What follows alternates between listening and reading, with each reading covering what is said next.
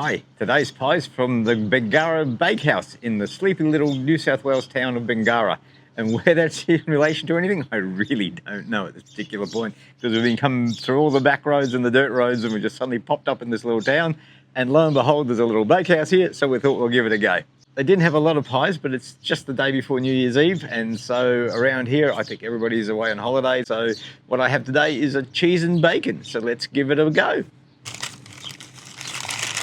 All right, so let's extract it out of the packet. So there we go. Nice firm base.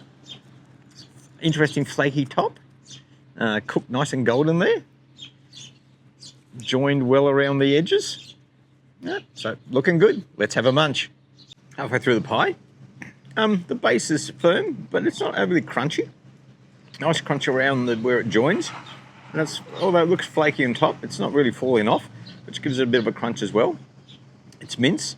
It's not a bad mince. It's not a real fine mince, but it's not overly coarse either. So it's a nice texture to it. No gristly bits in it. As you can see, lots of bacon bits in there. So there's been lots of bacon bits sprinkled across the top and a good thick layer of cheese on it as well. And gravy's a nice rich gravy, not runny. Nice flavour to it as well. Let's finish her off. Finish my pie. Pretty much all like it was halfway through. A little bit more flakier as we got near the end there, so the local sparrows are going to have a fun time around here. I got to say, as we went through it, it didn't run out of bacon, it didn't run out of cheese. There was a lot of bacon in it, a lot of cheese the whole way through. The mince was quite nice, the gravy was quite nice. The edges were certainly crunchy. A little bit more firmness in the base would have been nice, but that's just me. Look, at the end of the day, for a cheese and bacon pie, the other thing about it too, wasn't greasy at all. No hint of oil or anything like that in the pastry. I have to say, I thoroughly enjoyed that pie. It was quite yummy, and I'm going to easily give it a 5 out of 5. Can't tell you the price. Couldn't see it displayed anywhere, but basically the pie and a small iced coffee for Sarah cost us $11.